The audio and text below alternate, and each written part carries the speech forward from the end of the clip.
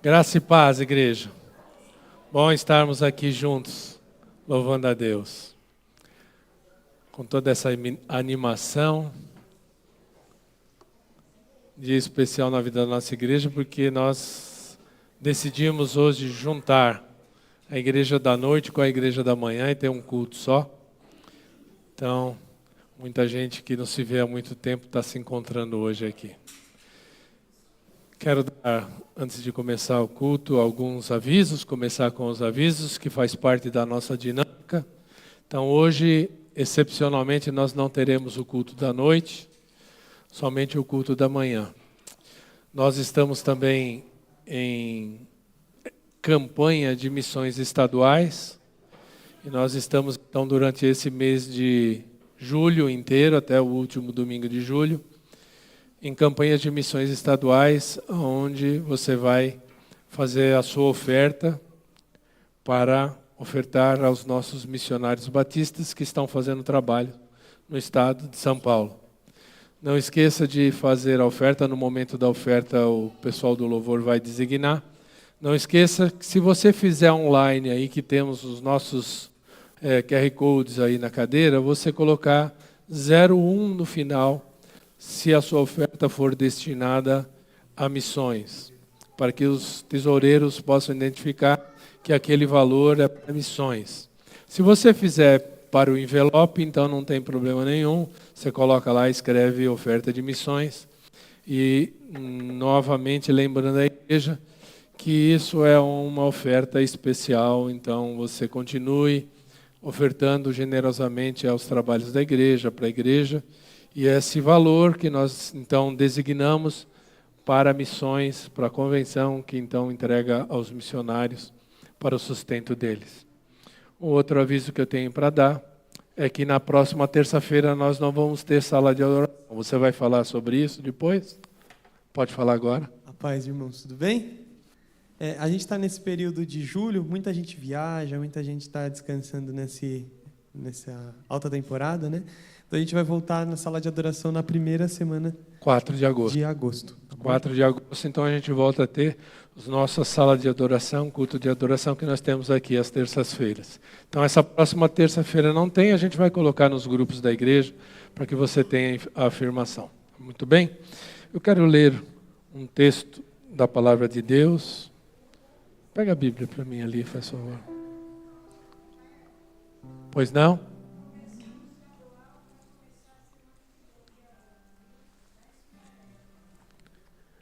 Bem lembrado, irmã. Nós vamos, temos a Convenção Batista, que vai começar, a Convenção Estadual, vai ser na cidade de Sumaré, na segunda Igreja Batista de Sumaré. Então, aqueles que puderem participar lá da convenção, são bem-vindos, né? Obrigado, viu, irmã? A irmã Elisete vai estar lá, né? Um dia, pelo menos.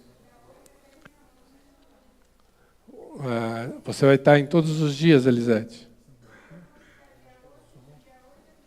Dia 8 a dia 11, que é o tempo integral da nossa convenção. Quero ler um texto da Palavra de Deus com os irmãos, para fazermos o exercício de atenção à Palavra de Deus. Então, se você não precisa projetar, quero que você fique em pé. Eu tenho falado que a palavra de Deus, ela entra pelos nossos ouvidos. Aliás, Jesus Cristo fala, quem tem ouvidos, ouça o que o Espírito diz às igrejas. Então, a palavra de Deus, ela entra e limpa a nossa vida. Então, eu quero pedir para você que preste atenção ao texto. Se precisar fechar os olhos para se concentrar, feche, mas ouça a palavra de Deus. Vou ler Efésios capítulo 4, versículos 15 até o capítulo 5, versículo 2. Diz assim: Por isso, deixando a mentira, fale cada um a verdade com o seu próximo, porque somos membros uns dos outros. Irai-vos e não pequeis, não se ponha o sol sobre a vossa ira, nem deis lugar ao diabo. Aquele que furtava, não furte mais, antes Trabalhe fazendo com que as próprias mãos o que é bom, para que tenha com que acudir ao necessitado. Não saia da vossa boca nenhuma palavra torpe, e sim, unicamente, a que for boa para edificação, conforme a necessidade, e assim transmita a graça aos que ouvem. E não entristeçais o Espírito de Deus, no qual fostes selados para o dia da redenção. Longe de vós toda amargura, e cólera, e ira, e gritaria, e blasfêmia, e bem assim toda malícia. Antes, sede um para com os outros benignos, compassivos, perdoando-vos uns aos outros, como também Deus em Cristo vos perdoou. Sende, pois, imitadores de Deus como filhos amados, e andai em amor, como também Cristo nos amou e se entregou a si mesmo por nós, como oferta e sacrifício a Deus em aroma suave. Amém? Deus abençoe a leitura da sua palavra. Vamos louvar ao Senhor com o grupo de adoração.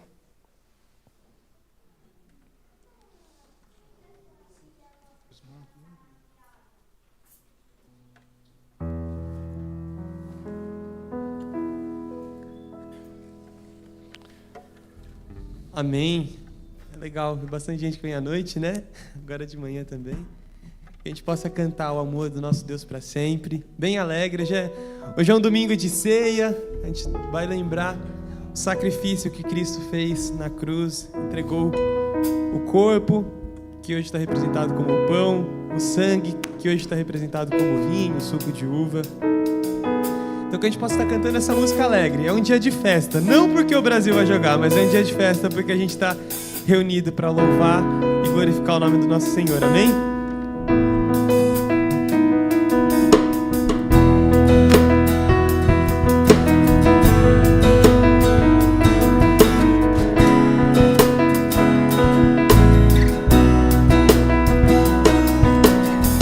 Dos montes correm para o mar, teu rio de amor por mim. Eu abrirei meu coração, deixando a tua cura entrar. Me alegro por te pertencer, levantarei as minhas mãos.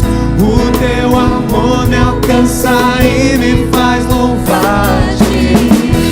Cantarei teu amor pra sempre. Cantarei teu amor pra sempre. Cantarei teu amor pra sempre. Cantarei teu amor pra sempre. Mais uma vez?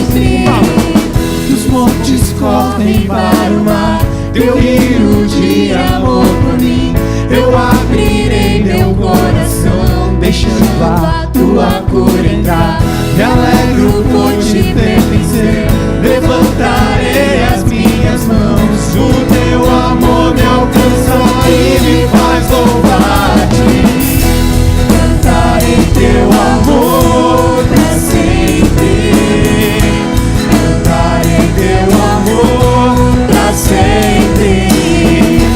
Cantarei teu amor pra sempre. Cantarei teu amor pra sempre. Meu coração exultar, de alegria eu canto. Se o mundo conhecer a ti, ele se encherá com a tua alegria. Cantarei teu amor pra sempre. Cantarei teu amor pra sempre. Cantarei teu amor pra sempre.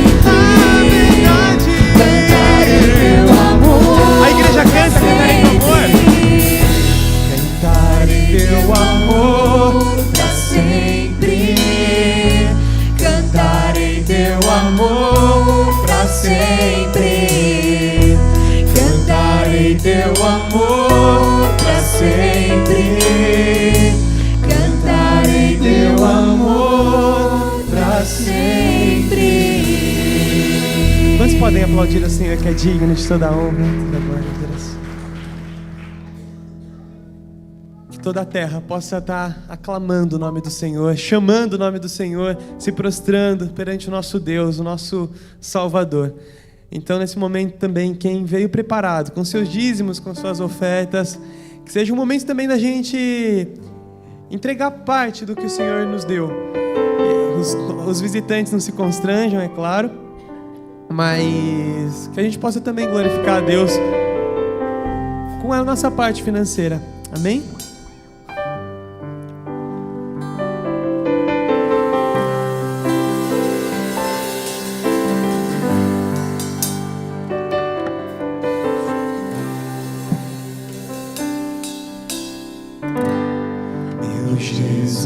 Jesus, Salvador, outro igual não há. Todos os dias quero louvar as maravilhas de teu amor.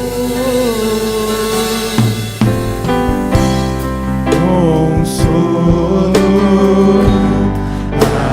amigo, força e refúgio ao Senhor, com todo o meu ser, com tudo que sou, sempre te adorarei.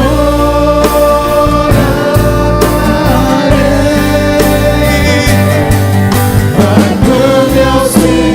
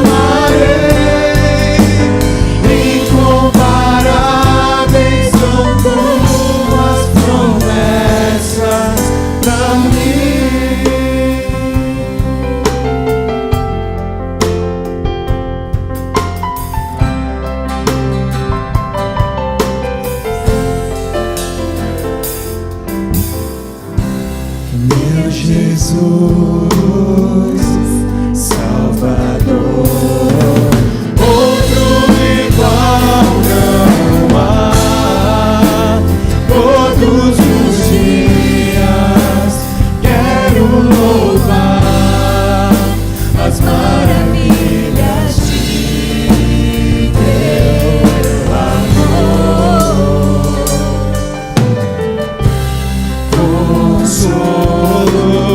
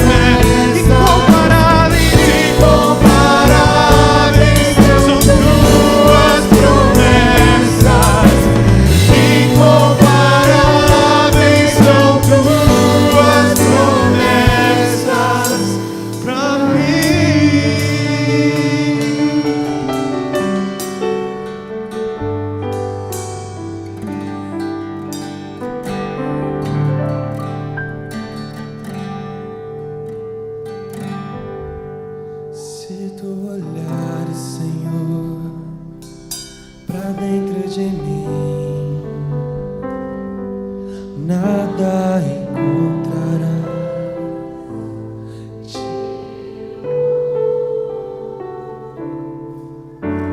Mas um desejo eu tenho de ser transformado. Preciso tanto do teu perdão. Dá-me um novo coração. Pede um coração pro Senhor. Dá-me um coração igual ao teu, meu mestre. Dá-me um coração igual ao teu, coração disposto a obedecer, cumprir todo o teu querer. Dá-me um coração igual ao teu. Mais uma vez. Se tu olhares, Senhor, pra dentro de mim, nada encontrarás de bom. Mas um desejo eu tenho de ser transformado. Preciso tanto do teu perdão. Dá-me um novo coração.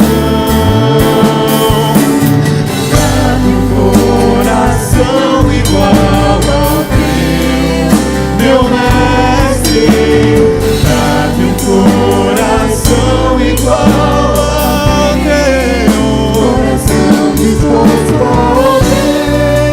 obedecer, cumprir todo o teu querer. Dá-me um coração igual ao teu. Essa parte é difícil de viver, hein? Ensina-me a amar o meu irmão, a olhar com teus olhos, perdoar com teu perdão. Enche-me com teu Espírito, endireita os meus caminhos. Ó Deus, dá-me um novo coração. Mais uma vez, enche-me com teu Espírito, endireita os meus caminhos. Ó Deus, dá-me um novo coração. Dá-me um coração igual ao teu, meu mestre. Dá-me um coração igual ao teu, coração disposto a obedecer, cumprir todo o teu querer. Dá-me um coração igual ao teu, dá-me um coração igual ao teu. Dá-me um coração igual. Dá-me um coração igual ao teu. Pede isso.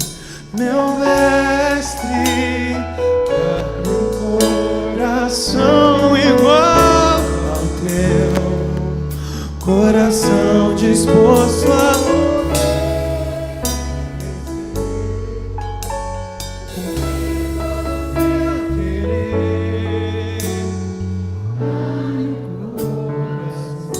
Então pede para o Senhor te ensinar. Ensina-me a amar o meu irmão, a olhar com teus olhos, perdoa com teu perdão. Enche-me com teu Espírito, endireita os meus caminhos. Ó Deus, dá-me um novo coração. Ensina-me mais uma vez, vamos pedir para o Senhor. ensina-me a amar o meu irmão,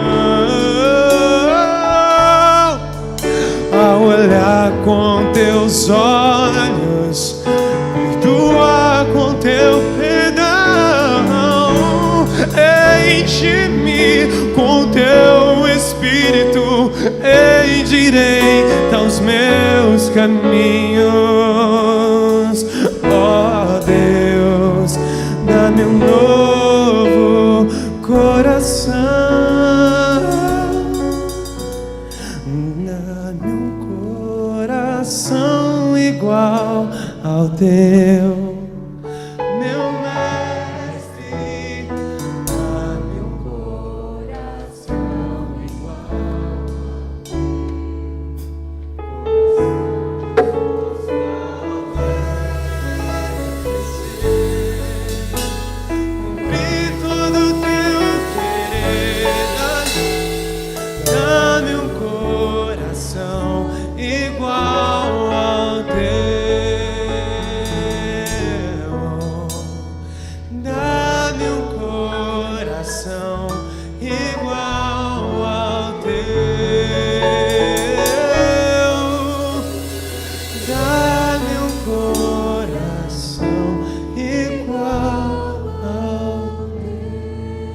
Senhor, a tua igreja pede um coração igual ao teu, Jesus.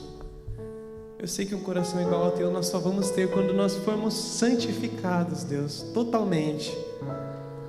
Mas nesse momento, nosso anseio, Senhor, é ser o máximo parecido contigo, Jesus.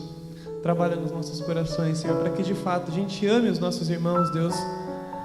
Mas assim como o Senhor nos ensinou a amar aqueles que nos amam é fácil, não diferencia nada, Deus, mas que a gente consiga, Senhor, orar pelos nossos inimigos, Deus, pelos aqueles que nos perseguem, aqueles que muitas vezes desejam o nosso mal, Senhor. Mas que a gente saiba, Senhor, que quando a gente tem um coração igual ao teu, Pai, nós refletimos a sua imagem, Deus, para o mundo, Senhor, e nós somos a diferença para esse mundo, não por meio de nós, Pai, mas por meio do teu Espírito em nós, Deus. Que essa seja a minha oração, Deus, que essa seja a nossa oração, Senhor, um coração igual ao teu, Senhor, em nome de Jesus, Pai. Amém. Amém. Podem sentar, irmãos.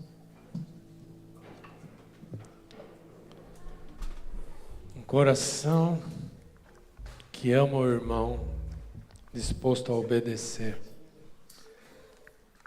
A gente podia ter acabado o culto aqui, né? Não precisava mais que isso se essa oração fosse verdadeira. Enfim, vamos em frente. Quem foi abençoado pelo louvor, levanta a mão. Deus abençoe a vida de vocês todos que estavam aqui à frente. Daniel, Guilherme, Samuel, Aldine.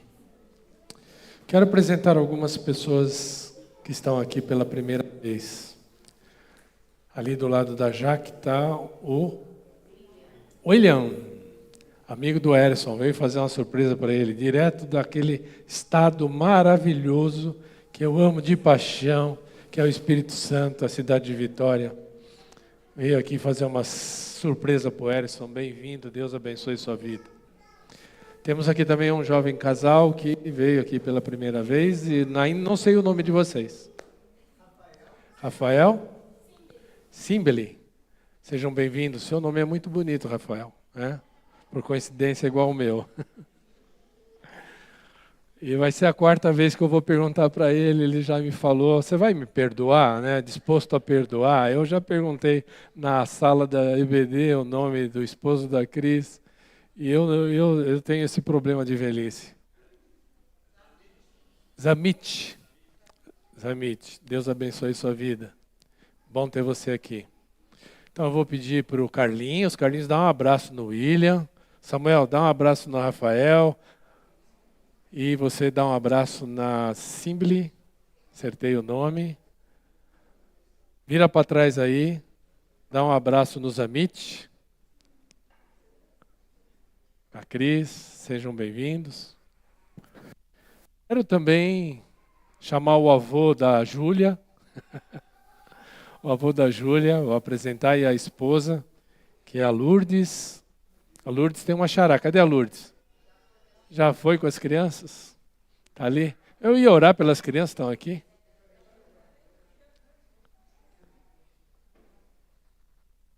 Vamos orar com as crianças aqui antes de sair. Já foi? Metade já foi. Então depois orem na classinha. Quero chamar o pastor Douglas.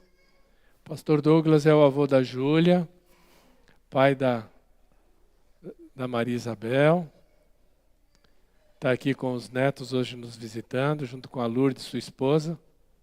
Seja bem-vinda. Eu vou pedir para o pastor fazer essa oração para abençoar. Esse aqui quem que é? Deixa eu ligar, senão não vai funcionar. Eu conheci o João Vitor agora, aqui há pouco. Ele já me deu um abraço. É João Vinícius. João Vinícius. Obrigado. É? Deus te abençoe.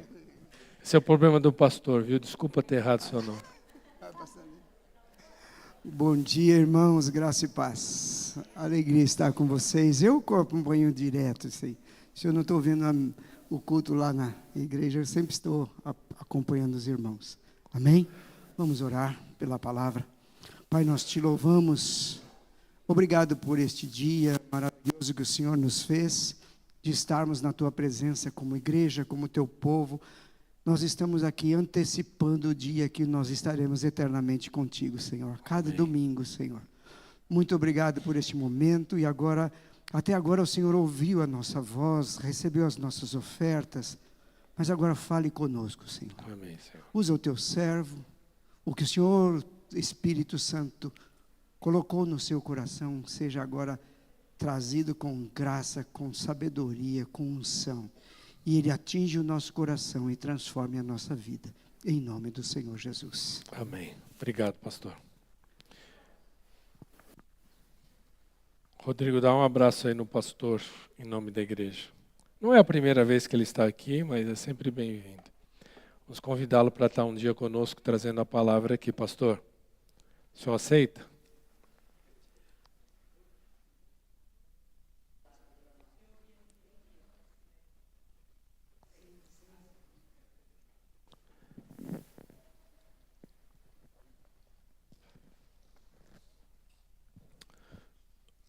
Quando eu prego aqui nos domingos de manhã, que a gente costuma fazer um rodízio aqui na pregação, quando eu prego, eu estou pregando, trazendo a mensagem a respeito das 7 cartas do Apocalipse, conforme estão descritas, né, lá no livro, escritas por João, ditadas por Jesus a João, entregue às 7 igrejas, e hoje a palavra é sobre a igreja de Pérgamo, conforme está escrito em Apocalipse, capítulo 2, do versículo 12 ao 17. Vou pedir para que os irmãos acompanhem a leitura da palavra comigo. Ao anjo da igreja em Pérgamo escreva: Eis o que diz aquele que tem a espada afiada de 2 gumes. Conheço onde você vive, onde está o trono de Satanás. Apesar disso, você permanece fiel ao meu nome e não renunciou à sua fé em mim, mesmo nos dias em que Antipas, minha fiel testemunha, foi morto entre vocês, onde Satanás habita. No entanto, tenho contra você algumas coisas. Você tem aí pessoas que se apegam aos ensinos de Balaão, o qual ensinou Balaque a armar ciladas contra os israelitas, induzindo-os a comer alimentos sacrificados a ídolos e a praticar imoralidade sexual. De igual modo, você tem também os que se apegam aos ensinos dos nicolaítas. Portanto, arrepende-se, senão virei em breve até você e guerrearei contra eles com a espada da minha boca. Quem tem ouvidos, ouça o que o Espírito diz às igrejas. Aquele que vencer, darei do maná escondido. Também lhe darei uma pedra branca com um novo nome escrito nela, conhecido apenas por aquele que a recebe. Alguns de vocês já viram essa imagem, porque eu coloquei durante a semana no grupo da igreja e pedi para que vocês pensassem a respeito da imagem, o que ela significava para você, o que é que ela trazia, especialmente pensando em termos da igreja.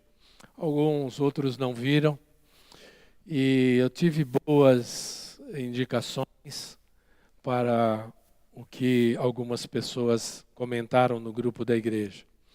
E eu escolhi para colocar essa imagem como a imagem da igreja de Pérgamo, porque ela ilustra a vida de um cristão de Pérgamo, naquele momento da história. Um barco foi feito para navegar no meio do oceano, e as águas muitas vezes não são águas tranquilas, como estava acontecendo aí nesse episódio, né? As águas não são muitas vezes tranquilas fora do barco. E assim eram os nossos irmãos de Pérgamo. Eles estavam em um ambiente hostil e mesmo assim continuavam a navegar, né? O que poderia fazer com que esse barco afundasse? O que poderia? É uma pergunta. O que vocês acham? A água entrar dentro do barco, obviamente, né? Enquanto a água estiver fora do barco, o barco vai conseguir navegar. Enquanto a água estiver somente no oceano, o barco vai cumprir a sua missão para a qual ele foi construído. Mas, muitas vezes, esse barco pode afundar quando a água que existe no oceano, e não precisa ser muito do oceano dentro de um barco. Ele vai afundar com um pouquinho de água, 2 ou 3 ondas entrando naquele barco, ele afunda e começa a fazer parte desse oceano e deixa de cumprir a sua missão como que ele foi construído, que era para navegar. A igreja de Pérgamo é um exemplo de como é perigoso quando o mundo entra na igreja. E a advertência de Jesus para a igreja é exatamente essa, revela isso. A cidade de Pérgamo era uma cidade impressionante. Ela foi construída na antiguidade em cima de um monte, numa planície. Então era uma cidade que naquela época de Jesus e também na época do Novo Testamento todo, ela era uma grande cidade. E lá havia uma igreja. Ela estava situada numa colina. E ela era conhecida pela sua grandiosidade. Era uma das maiores cidades ali romanas, né? Roma tinha ali, embora ela estivesse na Ásia, Roma tinha dominado aquela região. E ela possuía uma biblioteca com mais de 200 mil pergaminhos naquela época. Todos destruídos quando aconteceu a invasão dos mouros naquela região. Aliás, foi em Pérgamo, e por causa de Pérgamo, que o nome pergaminho existiu. Pergaminho era uma pele animal em rolo que os antigos usavam para escrita, né? Então o nome vem de Pérgamo, porque eles lá tinham de pergaminhos. E eles então funcionavam, isso era uma cidade muito culta, mas também não era só culta. Pérgamo havia um monumental templo a Zeus, que era o principal deus grego. Zeus tinha lá um templo em Pérgamo, né? Supremo dos gregos.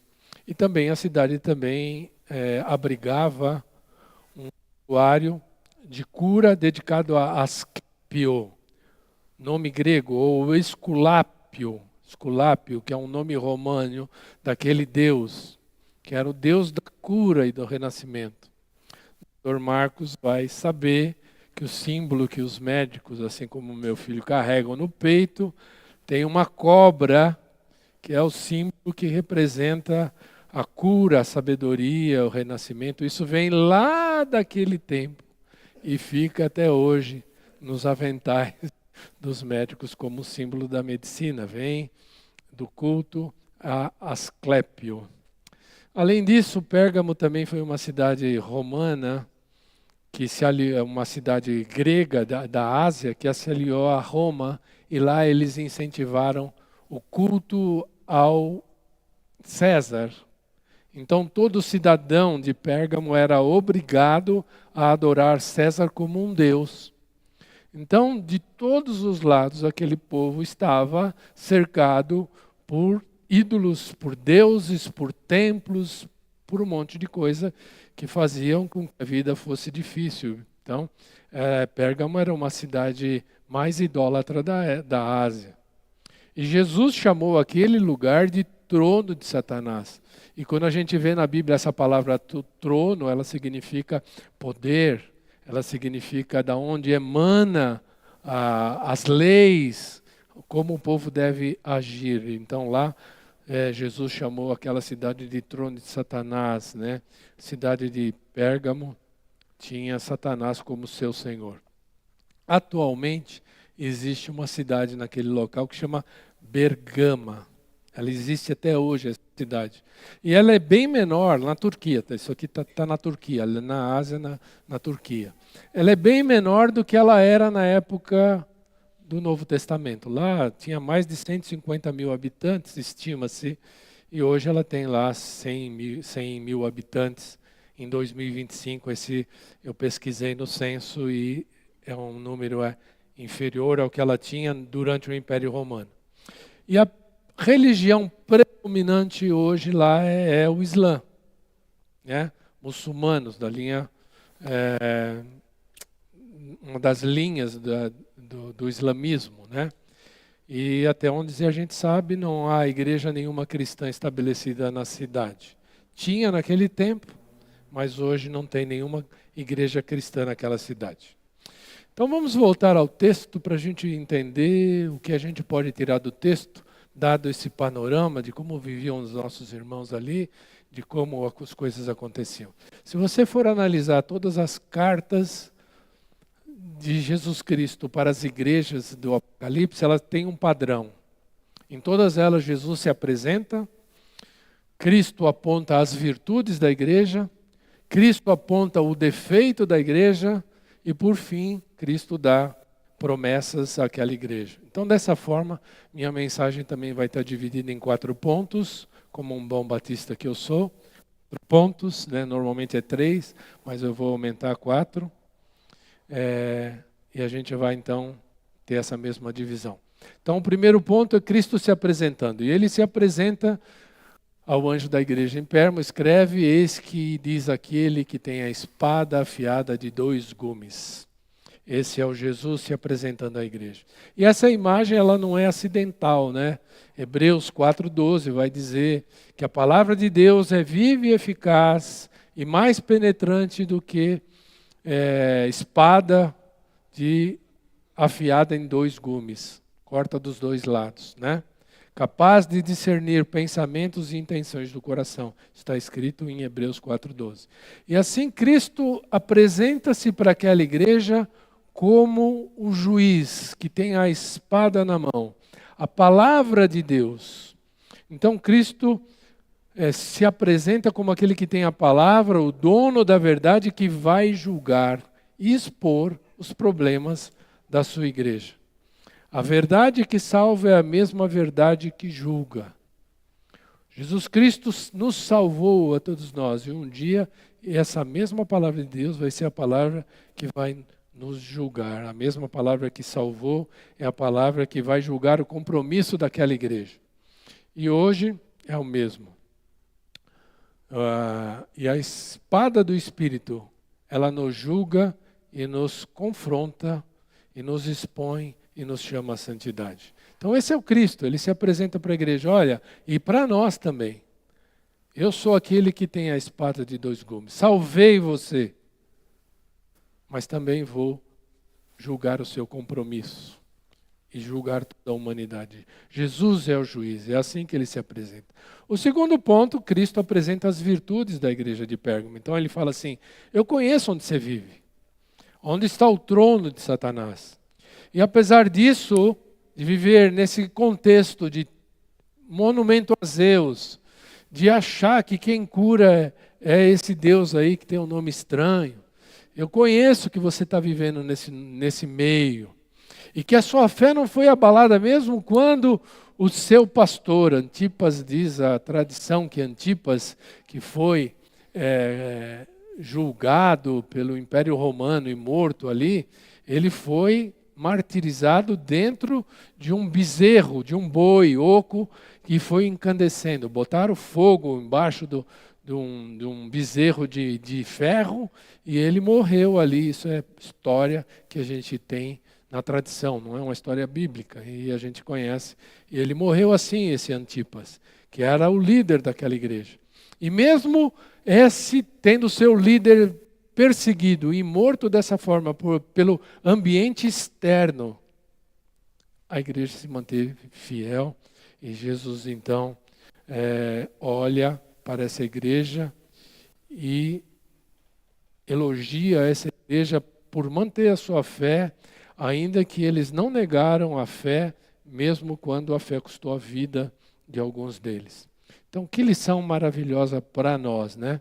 E nós vivemos num mundo muitas vezes hostil à verdade do Evangelho também, hoje. Não pensa você, é claro, você não vive em Pérgamo, não estamos em Pérgamo, não tem templo para outros deuses talvez aqui na nossa cidade, mas a gente vive num mundo hostil e somos pressionados a nos curvar aos ídolos da nossa modernidade, a nos curvar ao dinheiro, ao prazer, ao status, à aprovação pessoal, aos males desse mundo, à pornografia, aos problemas que a gente conhece, às situações que a gente vive, a questões de gênero, questões de tudo isso que a nossa igreja tem ao seu redor. E Jesus conhece essa pressão que nós vivemos. Jesus conhece e sofre o sofrimento que você tem no seu trabalho, nas suas dificuldades no seu trabalho, que essas pressões que você recebe no seu trabalho, na faculdade, na vizinhança, na família. E Ele valoriza cada momento em que a sua fé não é negada e não é curvada para essas coisas que estão ao seu redor, essas grandes ondas que estão ao seu redor. Jesus conhece essa pressão e valoriza. Terceiro ponto, versículo 14, diz o seguinte: no entanto, olha, apesar de vocês serem fiéis, mesmo no mundo hostil externo, eu tenho contra vocês algumas coisas. Tenho contra você algumas coisas. Você tem aí pessoas que se apegam ao ensino de Balaão, o qual ensinou a Balaque a armar ciladas contra os israelitas, induzindo-os a comer alimento sacrificado a ídolos e a praticar imoralidade sexual. E também que vocês têm alguns aí que são favoráveis, se apegam aos ensinos dos nicolaítas. Portanto, arrepende-se, senão virei em breve até você e guerrearei contra eles, contra aqueles que seguem os ensinamentos de Balaão e aqueles que agem como agiam os nicolaítas. Então o Senhor elogia a fidelidade da igreja diante da perseguição externa, mas repreende aquela igreja por tolerar a corrupção interna daquela igreja. É isso que o Senhor está falando. A igreja estava permitindo falsos ensinos e permitindo práticas pecaminosas que elas existissem dentro do meio daquela igreja. O que era a doutrina de Balaão? Está falhando meu som? Provavelmente a pilha? Não? Sinal? O que era a doutrina de Balaão? No Antigo Testamento, Balaão foi contratado por esse rei Balaque para poder lançar maldição contra o povo de Israel. Aí ele não conseguiu amaldiçoar o povo. Não foi permitido por Deus que ele amaldiçoasse o povo. Aí ele chegou para Balaque e falou assim, tem jeito, né? Eu não posso amaldiçoar. Você me pagou para eu amaldiçoar, mas tem jeito. Vou dar um jeito aqui para você. Faz isso aqui. Faz com que eles tenham um relacionamento com outras mulheres que não sejam judias. E eles pratiquem a imoralidade sexual. E também faça com que eles, dê a eles banquetes de idolatria. Faça um banquete, convide o povo, fala para eles virem esses banquetes. E aí então as pessoas iam, cometiam o pecado da gula, comiam um monte, coisas que foram sacrificadas para Asclépio, para Zeus, para César, iam lá nesses banquetes, comer essas coisas que eram ruins. E então Balaão deu esse conselho e Balaque falou assim, boa ideia. E fez isso. O que aconteceu? O povo foi para esses bacanais e cometeu imoralidade, e aí o povo então se afastou de Deus. Essa é a doutrina de Balaão, certo? Aquele que ensina coisas que vão fazer os outros se afastar de Deus. Então, pastores que ensinam coisas que fazem com que as pessoas se afastem de Deus. Pastores que ensinam atualmente pessoas a amar mais o dinheiro do que a Deus. Pastores que ensinam as pessoas que basta a graça, que não tem problema não seguir a Bíblia, mas ensinar que tudo bem, Deus perdoa tudo, é a graça. Né? Que não tem problemas em adotar o pensamento do mundo dentro da igreja. Pastores que não pregam contra o pecado, esses estão praticando a doutrina de Balaão, ensinando coisas que vão fazer com que os outros se afastem de Deus. E quem eram esses nicolaítas ou nicolaítas? Eles representavam um grupo que agia desse jeito, estava lá no meio.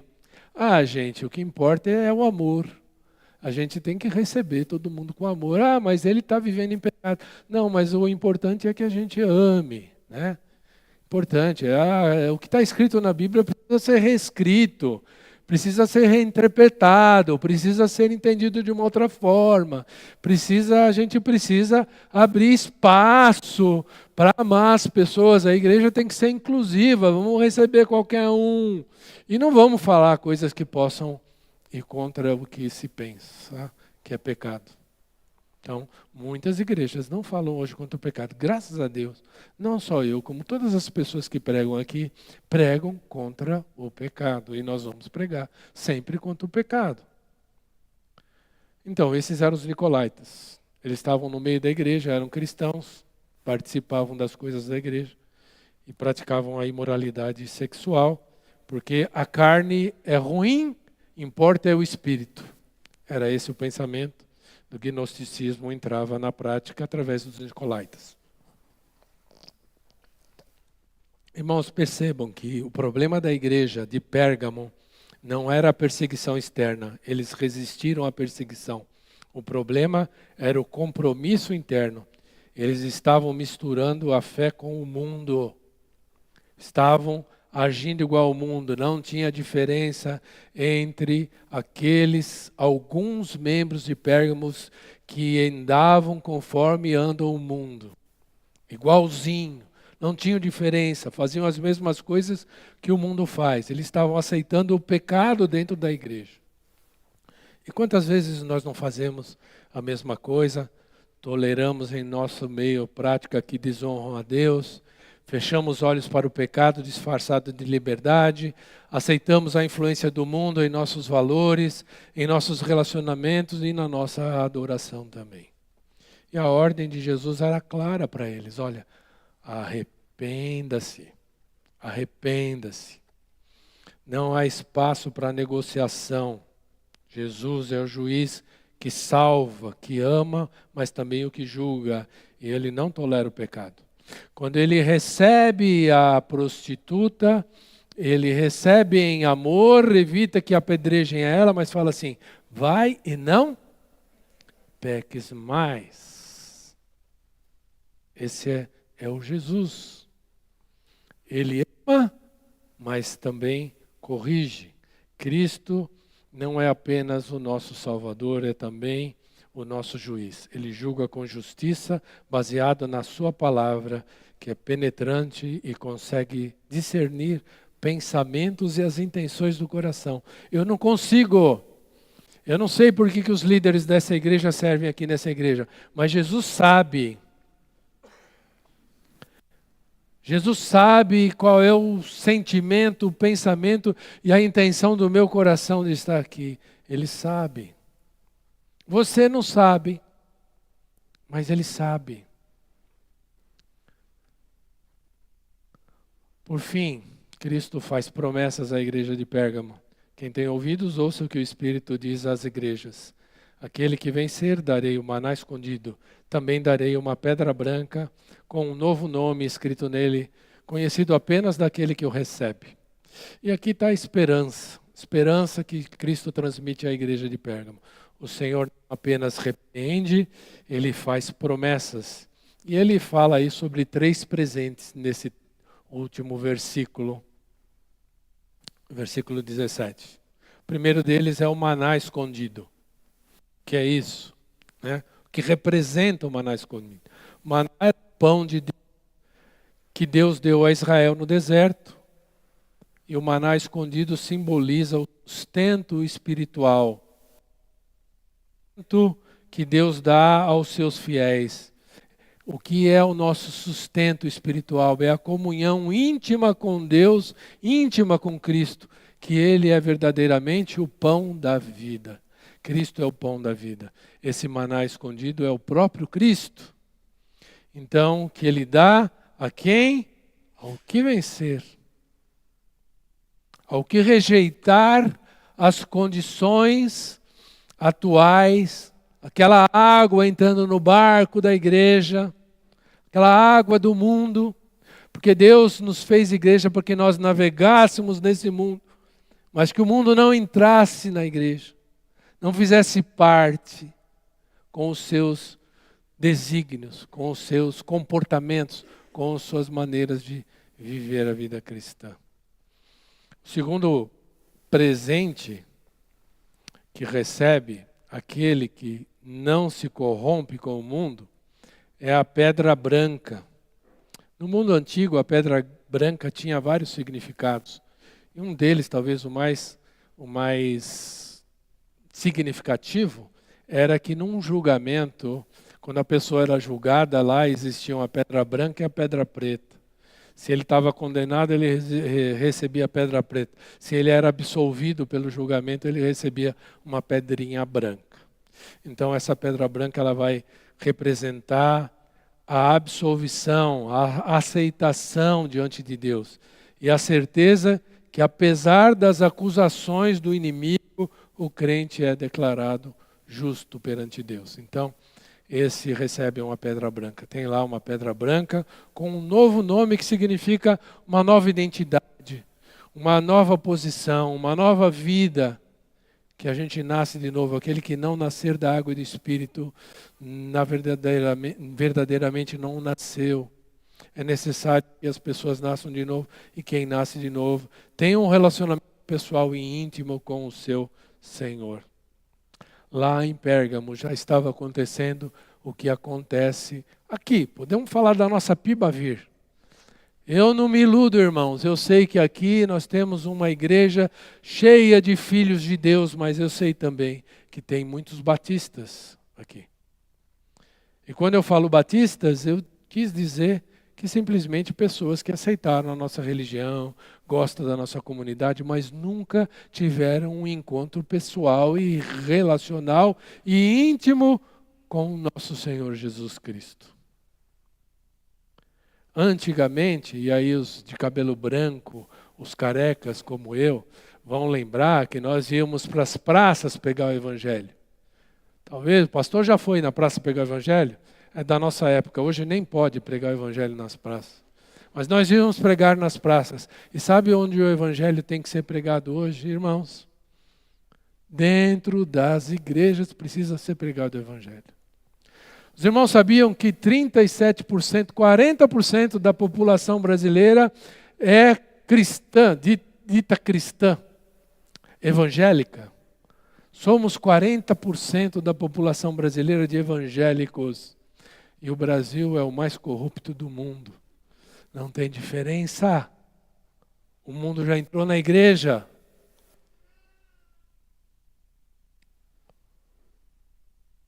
Então, quero ir terminando para a minha conclusão aqui.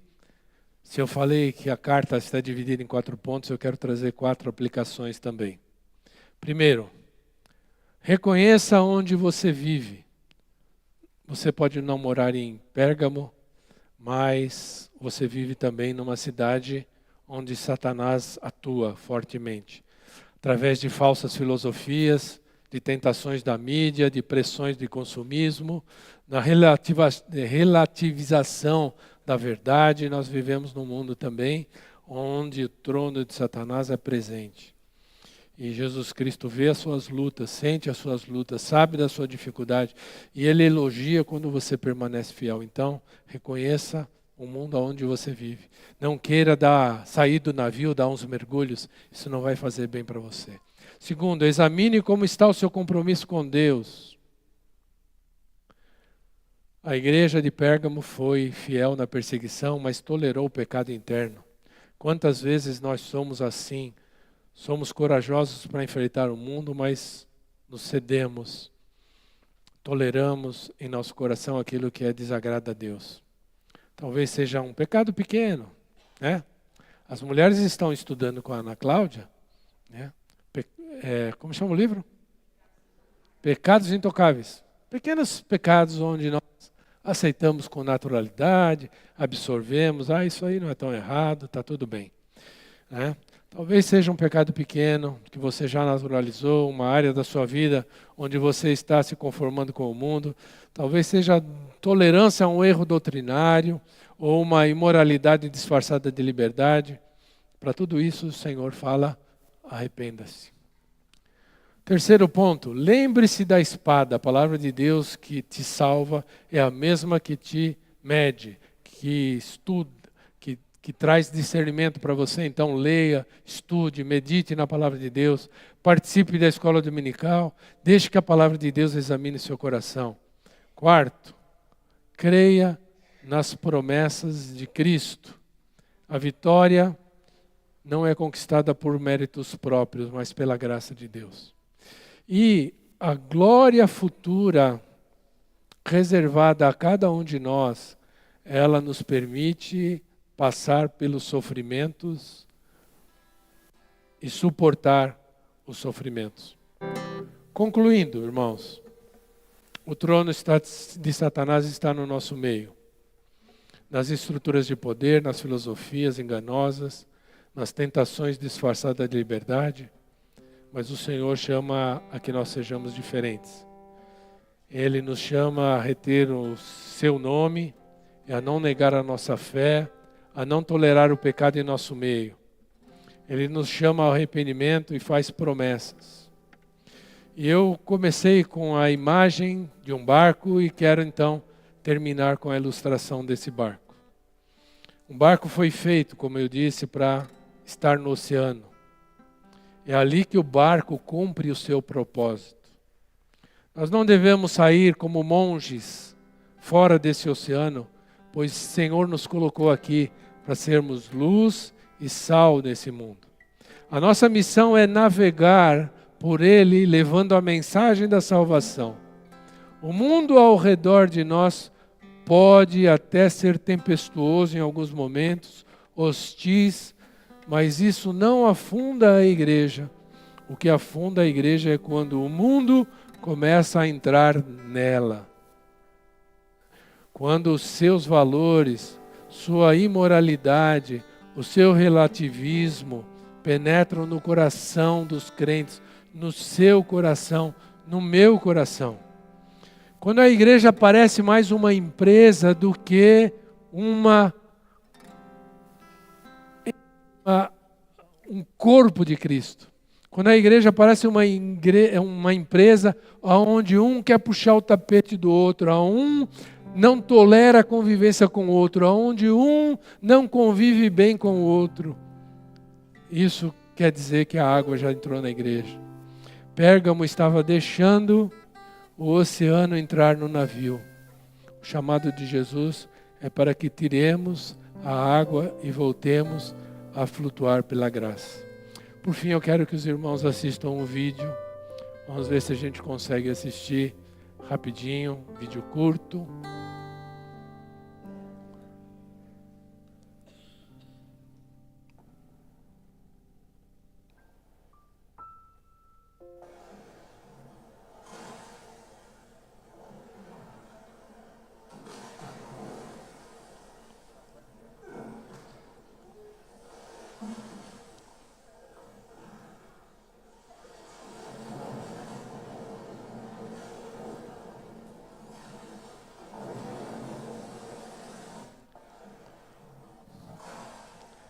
Deu para entender?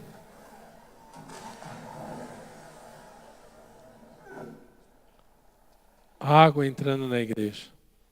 Tem alguns se esforçando, ainda que com dificuldades para tirar a água. E tem lá um grupo, nem aí, batendo papo. Se o barco afundar, o problema é do capitão. O problema é do pastor. E aí eu quero perguntar para você, quem é você nessa igreja? Quem é você aqui na nossa igreja?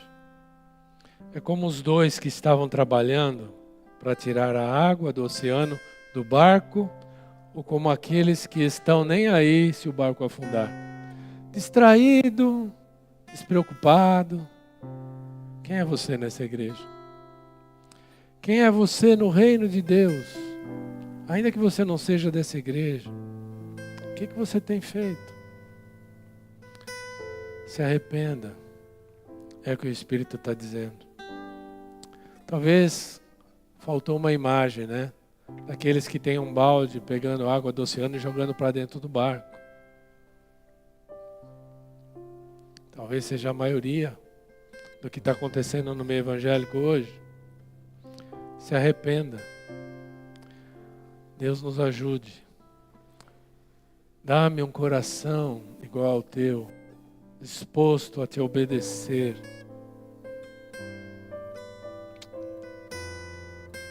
Que bom se nós tivéssemos uma igreja fortalecida por líderes que decidissem servir ao Senhor com amor. Um coração igual ao teu significa amar também. Que bom se nós tivéssemos uma igreja onde as pessoas estivessem preocupadas umas com as outras. Hoje nós vamos participar da ceia. É um dia de festa, mas é um dia também de reflexão íntima. Paulo, quando fala, ele fala: examine-se, pois, o homem a si mesmo, e coma do pão, e beba do cálice. E quando ele fala, examine-se, pois, o homem a si mesmo, ele tem em mente tudo o que ele falou lá atrás, naquele capítulo 11 que ele fala sobre a ceia. Ele está dizendo que aquela igreja tinha problemas e que estavam participando indignamente da ceia porque tinham pecados nas suas vidas. E qual era o pecado que ele estava acusando ali no capítulo 11? Não era o pecado do oceano. Era o pecado da água dentro da igreja. Litígio entre os irmãos. Egoísmo. Ele fala assim: eu não posso dizer que vocês participam da ceia de Deus, porque vocês participam de uma ceia. Vocês não têm comida para comer em casa? Vocês vão comer. Cada um só pensa em si. Ele estava exortando aquele povo a pensar no próximo, a amar o próximo, a se sentir parte do corpo, a querer fazer com que esse corpo cresça. Então, examine o mesmo e coma. Esse é o momento de você refletir quais são as intenções do seu coração, que a espada de dois gumes conhece. E fala assim: de fato, Deus, minha intenção não é a intenção que o Senhor gostaria de ver em mim. Confesse. O Senhor restaura. Se confessarmos os nossos pecados, Ele é fiel e nos perdoar os pecados e nos purificar de toda justiça. Examine-se nesse momento da distribuição. Confesse e participe. Examine-se, coma do pão e do vinho. É o momento de comunhão, é um momento de restauração de comunhão, não só entre nós, mas nós com Deus. Examine-se e coma. Vou chamar aqui os irmãos Nilson, Rodrigo. Rodrigo vai cantar, né, Rodrigo? Então eu vou pedir para o Alexandre vir aqui. Marcelo, ajude-nos a distribuir. Você sobe e vai no departamento infantil.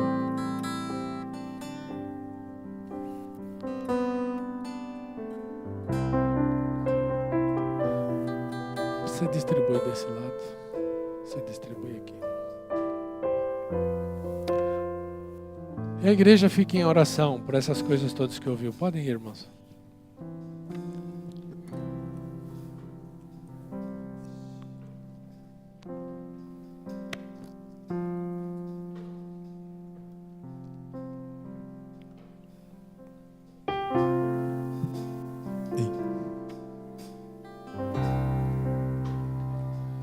Este é meu respirar,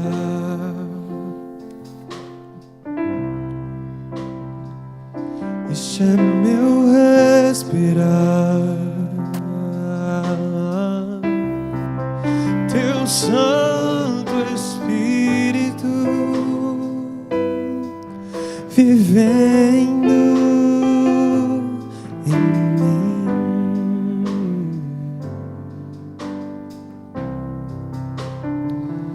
E este é o meu pão,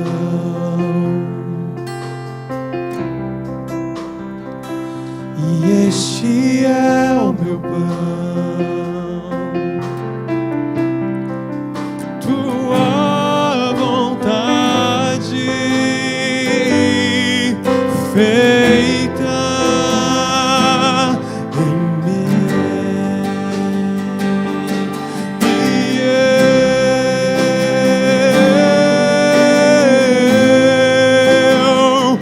eu nada sou sem ti.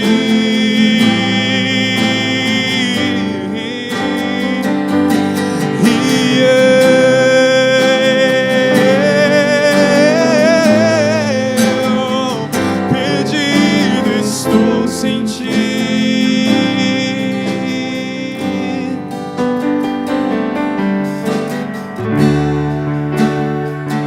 Este é meu respirar,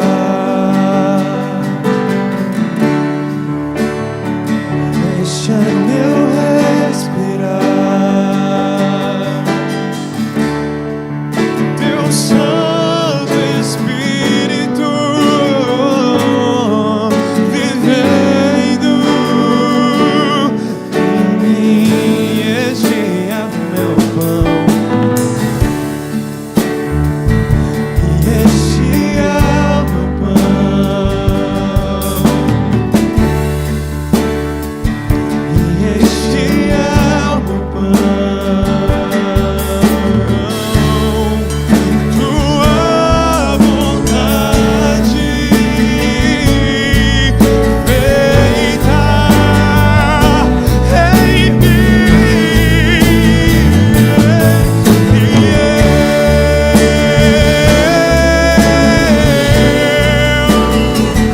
Eu nada sou sem ti.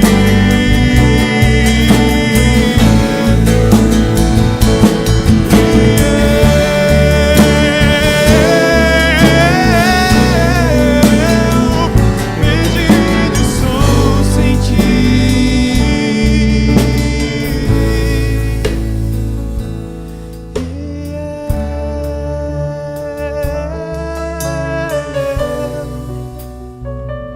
Eu nada sou sem ti.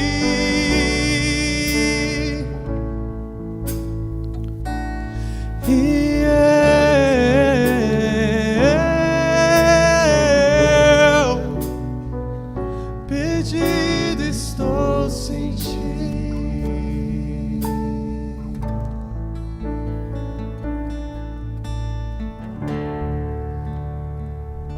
Em 1 Coríntios, capítulo 11, Paulo, ao instruir a igreja com respeito à ceia, ele diz o seguinte: porque eu recebi do Senhor o que também vos entreguei,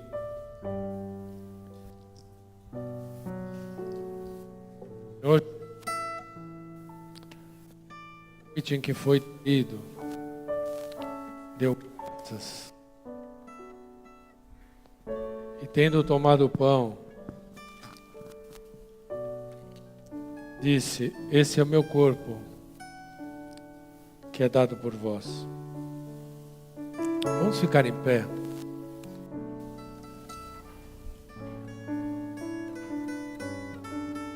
Da mesma forma também, quando ele tomou o cálice, abençoou e disse: esse é o cálice da nova aliança, feita em meu sangue. E de todas as imagens passadas e futuras que tem em minha mente, a imagem que mais traz esperança ao meu coração e que mais me anima para viver esse dia é a imagem de que Jesus prometeu aos seus discípulos que um dia ele tomaria a ceia com eles novamente. E que eles, reunidos no reino do Pai, estariam diante de Deus com cálices de ouro, imagino eu, ou quem sabe alguma coisa que a gente nem consiga imaginar. Vamos participar, juntamente com o Senhor Jesus Cristo, daquilo que chamamos a ceia, as bodas do Cordeiro. Essa imagem, ela é maravilhosa. Trocaria tudo por viver esse momento. E pela graça de Deus, pelo novo moer do corpo de Cristo e o sangue derramado dele na sua cruz, nos trouxe essa possibilidade de participar desse momento pela graça. Uma graça também que nos motiva a ficarmos firmes, a brilhar no meio desse oceano que é o mundo, a luz de Cristo, para aumentar o número daqueles que vão viver esse momento maravilhoso. Enquanto isso, nós participamos como igreja, lavados pelo sangue de Jesus, tendo os nossos pecados confessados e pedindo a Ele que nos aprove, não só a nossa conduta lá fora, mas também aprove nossa conduta aqui dentro da igreja. Então vamos participar do pão e do vinho, juntos, celebrando a graça do nosso Senhor Jesus Cristo e a comunhão do Espírito Santo, que foram dadas por nós pelo amor de Deus. Amém? Vamos comer o pão e tomar o vinho.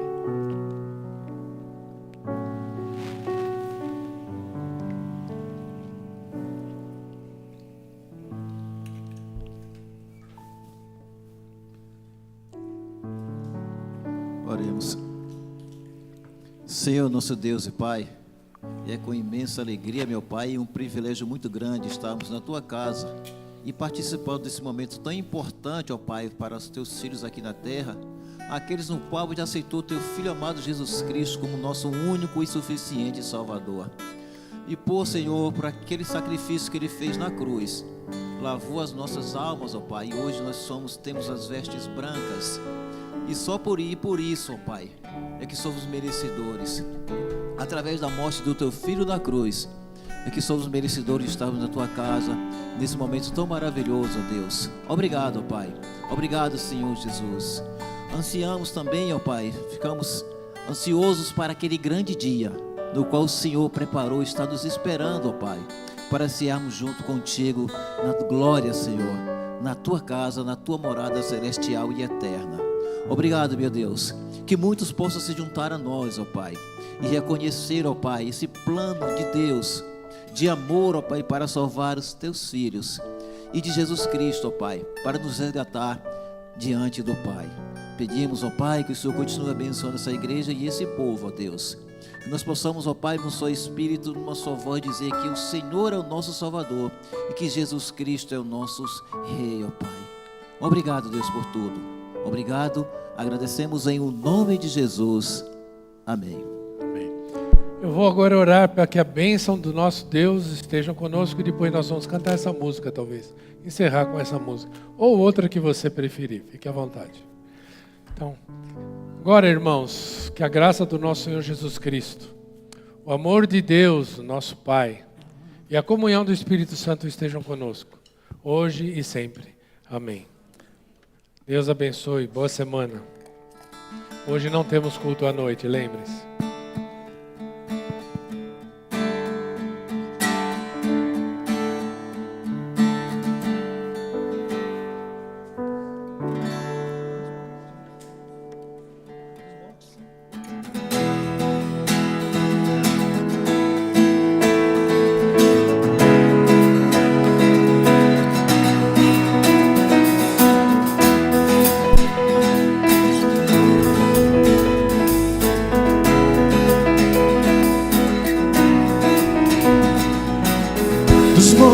Corre para o mar, teu rio de amor por mim. Eu abrirei meu coração, deixando a tua cor entrar. Me alegro por te vencer, levantarei as minhas mãos. O teu amor me alcança e me faz louvar-te. Cantarei teu amor pra sempre. Cantarei teu amor pra sempre. Cantarei teu amor pra sempre. Cantarei teu amor pra sempre. Dos montes corre para o mar, teu rio de amor por mim. Eu abrirei meu coração, deixando a tua cor entrar. Me alegro por te pertencer, levantarei as minhas mãos. O teu amor me alcança e me faz louvar-te. Cantarei teu amor pra sempre. Cantarei teu amor pra sempre. Toda minha vida. Cantarei teu amor pra sempre. A verdade. Cantarei teu amor. Meu coração exulta. Meu coração exulta. Meu coração exulta. De alegria eu canto. Conhecer a ti, ele se encherá com a tua alegria. Cantarei teu amor, só o teu amor. Cantarei teu amor pra sempre. Minha vida, cantarei teu amor pra sempre. Cantarei finalizar a igreja, cantarei teu amor. Cantarei teu amor pra sempre. Cantarei teu amor pra sempre. Mais uma vez. Cantarei teu amor pra sempre. A verdade. Cantarei teu amor pra sempre. Teu amor, Jesus. Cantarei teu amor pra sempre. Cantarei teu amor pra sempre. Todos os meus dias.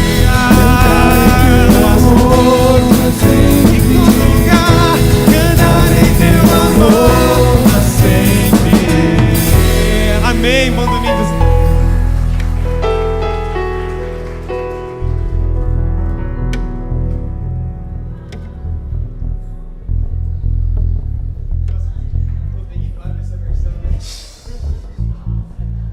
Babiou e babiou.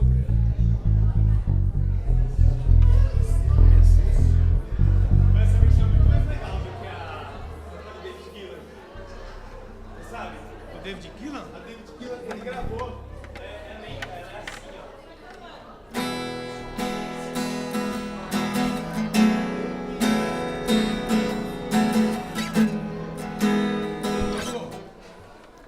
Mas isso daí é da Vini. Mas o David Gillan gravou. Mais lento ainda do que a Vini? É.